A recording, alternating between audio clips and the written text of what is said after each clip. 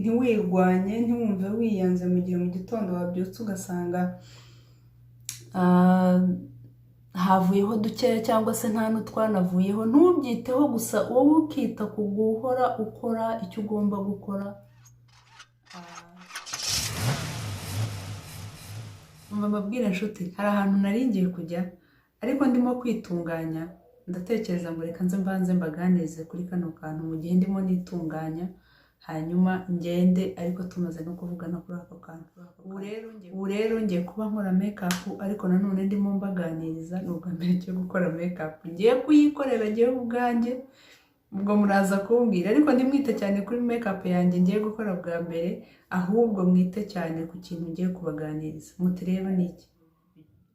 Ngira ngo mumaze kubimenyera yuko nkunda cyane kuvuga ku kintu kijyanye n'ubuzima, ubuzima bwiza kandi bwuzuye, kubera yuko nzi yuko udafite ubuzima n'ubundi nta kindi uba ufite. Ubwo rero uyu munsi ngiye kubaganiriza ku ngeso 5 ushobora gucikaho bikagufasha gutakaza ibiro byihuse kandi mu gihe gito, bitagusabye ingufu nyinshi kandi ukanabitakaza burundu, kubera yuko kenshi hari nanjye byambayeho, hari igihe ubitakaza ariko waguma gukora za ngeso cyangwa se waguma kuri ya mico n'ubundi bikongera bikagaruka. Ibi bintu 5 rero ngiye kubaganiriza uyu munsi ni ibintu ushobora kureka cyangwa se ni ingeso ushobora guca ukubiri nazo bikagufasha muri rwa rugendo rwawe rwo gutakaza ibiro, kandi atari ukubitakaza gusa ahubwo kubitakaza burundu ntibinagaruke. Nimucike rero, twagiye. Ingeso ya mbere rero ugomba gucikaho ugashobora gutakaza ibiro ni kurya. Uyu munsi ntabwo mvuga kurya cyane, ahubwo ndavuga kurya ibifitiye akamaro umubiri.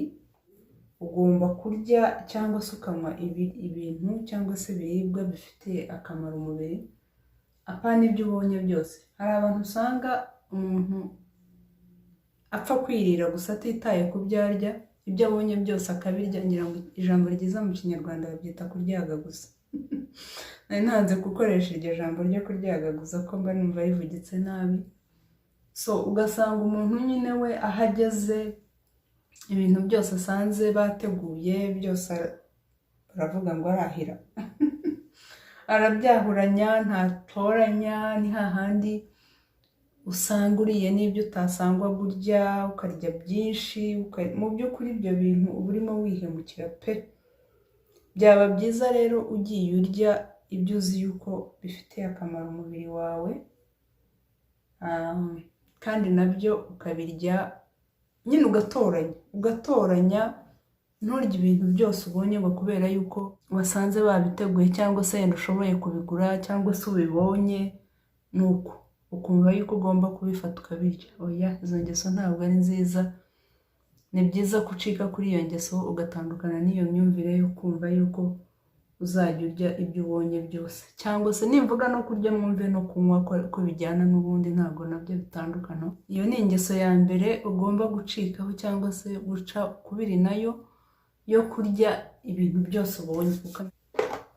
Indi ngeso ya kabiri ugomba gucikaho ni ukurya ibiryo byinshi. Hari ba bantu mujya mubona baruye, tuvugenda habaye nk'ibirori, nibwo kenshi ukunda kubona ibyo bintu, ukabona umuntu yabiye ibiryo byinshi, nawe ubwawe utari bubirye ugasigara wibaza uriya muntu koko biriya biryo arabimara? Bigereranije. Rega ibintu byose iyo ubifashe ari byinshi cyane bikugiraho ingaruka, kandi niyo ubifashe ari bike cyane nabwo bikugiraho ingaruka. Icyiza rero ni ugufata ibintu byose mu rugero, aho kugira ngo ufate ibiryo bikubane byinshi, urya byinshi n'iby'umubiri wawe udakeneye. Ni byiza yuko urya ibiryo bigereranije, bitari byinshi kandi bitari bike cyane. Hano cyangwa se mu bazungu nibo njya mbona bakora ibintu byitwa ngo calorie counting, byewe byarananiye kuko mba mbona bitoroshye byo kubara kalori nyine ngo ugomba gushyira mu nda mu mubiri wawe ku munsi. Ni ibintu bisaba imibare myinshi, bisaba umuntu kuba afite umwanya. Njyewe rero n'imibare twaciye ukubiri. Ariko hambere navumbuye uburyo ushobora gukoresha ukabara kalori zawe ugomba kurya kandi bitagusabye umwanya munini cyangwa se imibare myinshi. Ku bantu batazi imibare nkanjye, hari utuntu tw'udukonteyina cyangwa se tw'utubogisi ushobora gukoresha tukagufasha nyine kubara izo karori nyine ugomba kurya ku munsi. Utwo tuntu naradushatse ndatubona, ubu nyine nitwo nkoresha. So ibyo ngibyo rero bimfata igihe gitoya, bikamfata umwanya muto, kandi noneho nkanarya nyine quantity cyangwa se ingano y'ibiryo nyine ngomba kurya, sindenze, sindye byinshi cyane kandi sinarye bikeya ngo nsonze. Ubwo rero ku bantu mutazi imibare nkanjye nabagira inama namwe yo gushaka utwo tubogisi kuko turafasha pe. Twaramfashije, ubundi ikibazo nari mfite gikomeye cyane cyo kugira ngo nshobore kumenya izo kantite za karori ngomba gufata ku munsi. Ariko kuva nabona utwo dukonteyina cyangwa se utwo tubogisi, abantu biramfasha cyane pe. Namwe rero nabakangurira gushaka utwo tuntu nk'utwo ngutwo, cyangwa se niba ushobora no gukora imibare ukabara ibyo bintu bya karori bitewe ngo n'ibiro ufite, ngo nuko ureshya. Mba numva birimo imibare myinshi ntashobora. Niyo mpamvu narabiretse nyine ngewe nikoreshereza utwo tubogisi nitwo nkoresha tukamfasha. Kandi ikindi wenda kijyanye na quantity y'ibyo ugomba kurya, hari abantu usanga badafata umwanya wo kurya, akarya arimo akora n'ibindi, ari kuri telefone, arimo areba amamesaje, atitaye mu by'ukuri ku gikorwa arimo gukora nyine aricyo cyo kurya. Ugasanga arimo ararya ariko yabifatanyije n'iki? Yabifatanyije n'ibindi bintu arimo akora, ntabwo yafashe umwanya we wo kurya. Ibyo bintu rero ni bibi kubera yuko kenshi usanga uriye n'ibiryo byinshi bitari ngombwa, kubera yuko nyine urimo urarya utabyitayeho, ntabwo witaye ku kintu urimo gukora.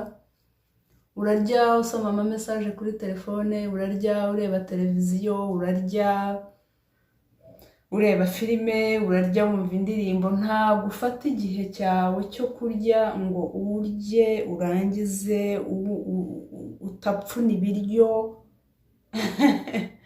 Ibyo byose bifite icyo bivuze ku mubiri wawe mu gihe urimo urwana no gutakaza ibiro cyangwa se no kunanuka, ariko ukaba ubifatanya n'izo ngeso zindi mbi. Ntabwo wagera ku ntego yawe vuba, cyangwa se ngo unashobora no gutakaza ibyo biro ubitakaze burundu ntibizagaruke. Ni ngombwa rero ko niba ufashe igihe cyo kurya, ufata igihe nyine, ufata umwanya wawe ukarya, akaba aricyo kintu witaho, ibindi ukabikora nyuma, ariko icyo gikorwa cyo kurya cyarangiye. Mu Kinyarwanda baca umugani ngo imirimo ibiri yananiye impyisi. Ntabwo rero ushobora gufatanya imirimo ibiri, nubwo nanjye ndimo ndafatanya kuganira namwe, ariko ndimo ndakora make-up.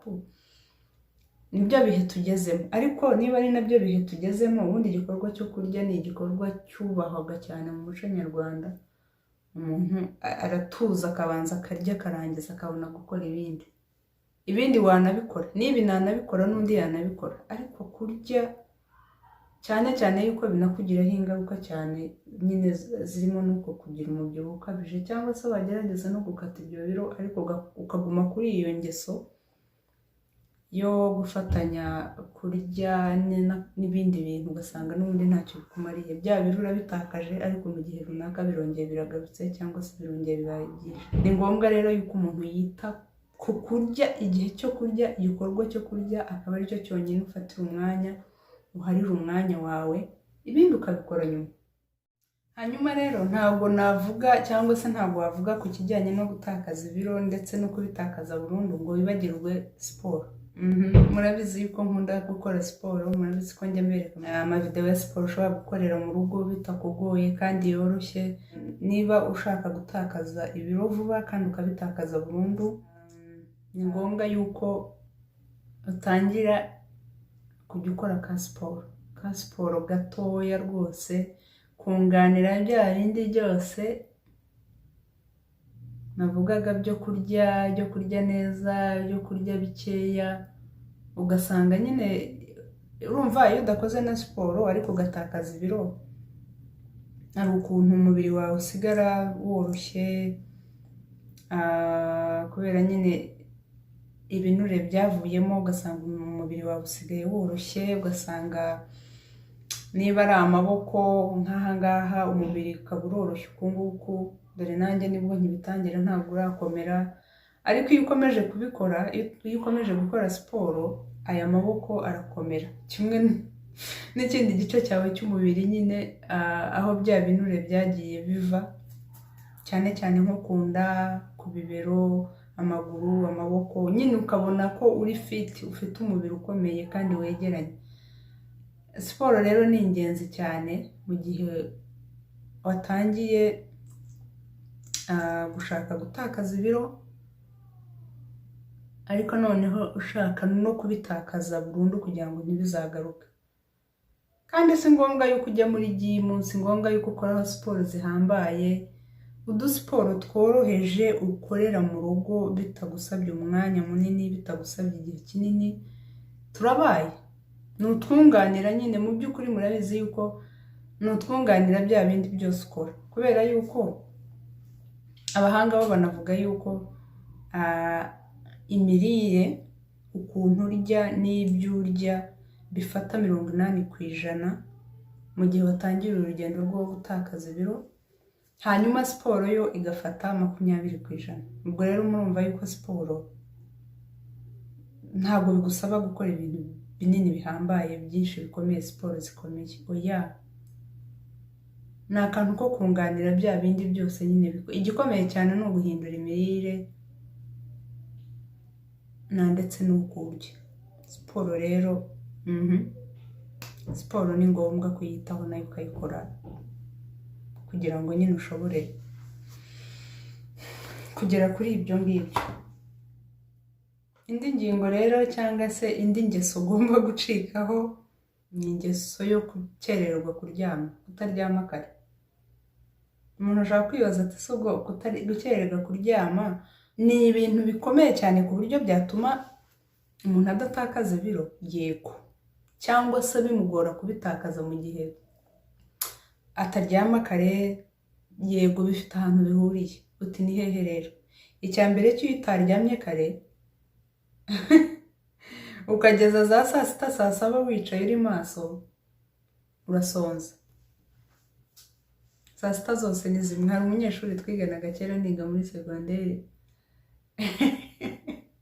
abantu bajyaga bakora ibyo twitaga gutema winta, ngira ngo murabyibuka, kurara twiga cyane cyane iyo twabaga dufite nk'ibizamini, akarara twiga nyine ku buryo bigeza saa sita za nijoro zigusanga uri maso, tukiga kurinda kugeza za saa 8 za nijoro. Noneho byageraga ayo masaha kenshi twabaga twigira nko muri refining room, muri dining hall. Noneho byagera nk'ayo masaha ukabona aranyabutse aragiye yazanye nk'amasahani nyine twaririyeho ku manywa, akababwira ati murabizi se, ati burya saa sita zose ni zimwe.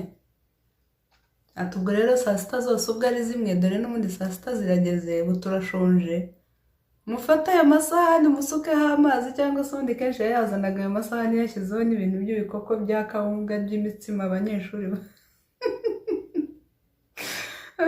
bashigaje ku mama, akabishyiraho akabona arakikuzaniye imbere ngo saa sita zose ni zimwe, n'ubundi urashonje,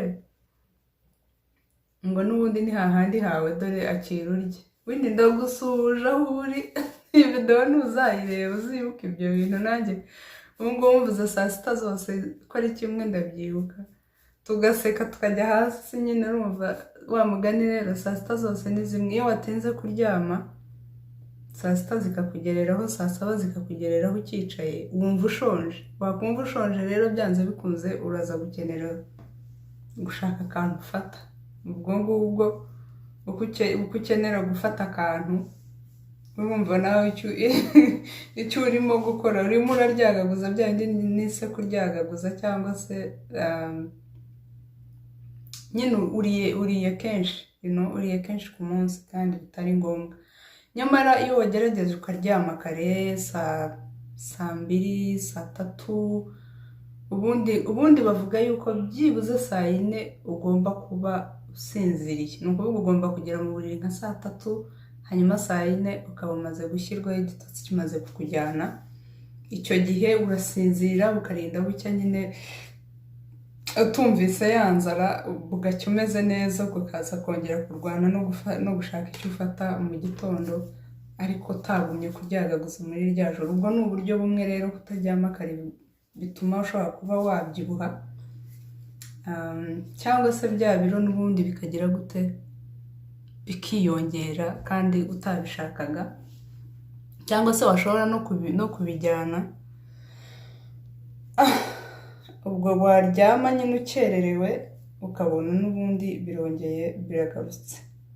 Ubwo rero kuryama kare, gufata igihe ukaryama kare ukaruhuka ni ngombwa cyane mu gihe waba waratangiye urugendo rwo gutakaza ibiro ndetse no kubirwanya ngo bigende burundu.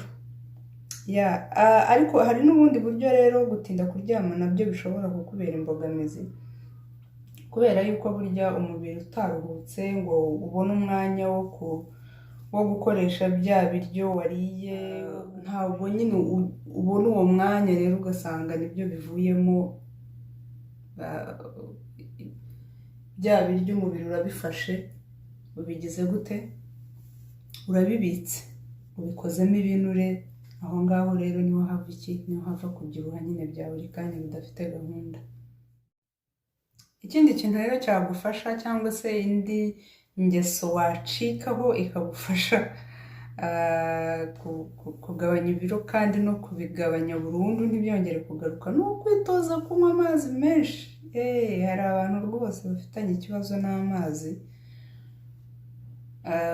batajya bumva ikintu cyitwa kunywa amazi, rwose batagikunda, batazi n'icyo bivuze. Oya, kuri bo rwose bo n'amazi baraciye ukubiri. Niba rero waratangiye urugendo rwo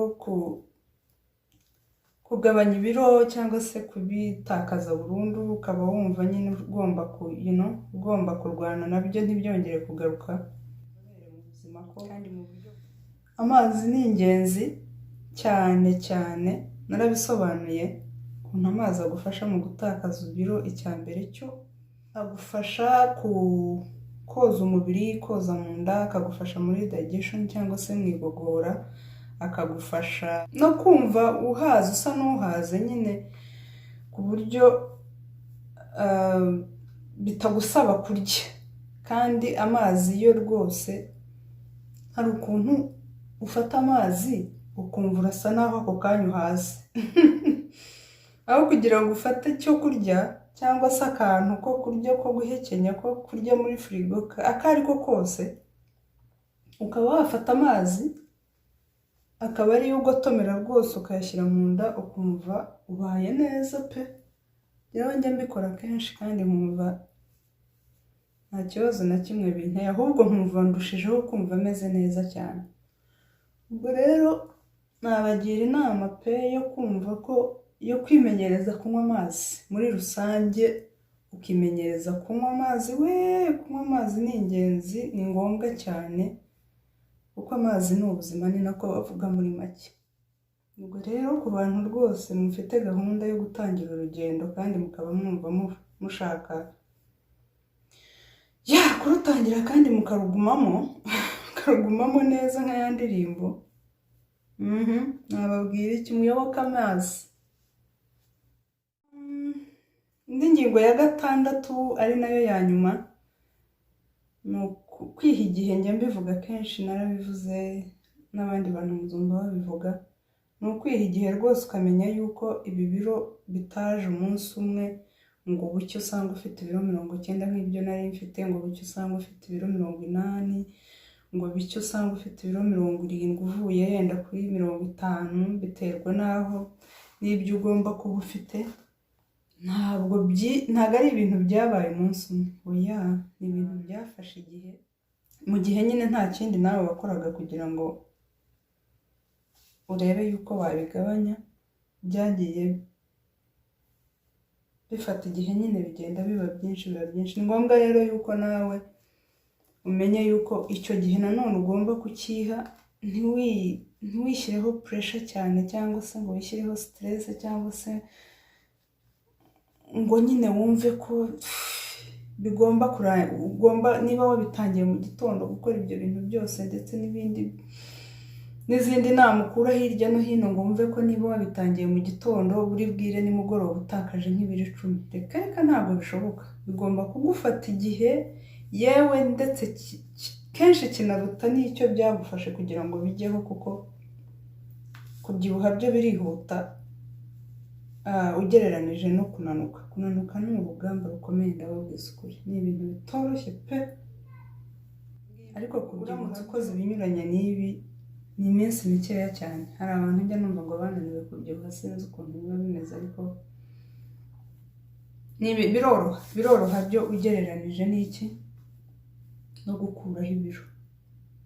Ubwo rero ni ngombwa cyane kwitwara buhoro, ukiha igihe, ntiwiyange, ntiwirwanye, ntiwumve wiyanze mu gihe mu gitondo wabyutse ugasanga havuyeho dukeya cyangwa se nta n'utwanavuyeho. Ntubyiteho gusa, wowe ukita ku guhora ukora icyo ugomba gukora kugira ngo nyine ugire ute, urebe yuko byavaho cyangwa se byagenda bigabanuka. Ndabona rero makeup yanjye nyirangije. Ni ubwa mbere nikoreye makeup, nako ni ubwa mbere nkoze makeup. Ni ubwa mbere nkoze makeup muri rusange, naba nyikorewe n'undi muntu cyangwa se nanjye nayikoreye. Mumbwire murabona bimeze bitera? Mwampa amanota ngahe ku ijana? Ubwo ngubwo nyine muraza kumbwira mwebwe ko mubibona, ariko mu by'ukuri ni ibyo ngibyo nagira ngo tuganireho mu gihe nari ndimo nkora n'iyi makeup, ariko nanone mbaganiriza kuri ibyo bintu kuko numvise ari ingenzi cyane yuko twabiganiraho nabyo.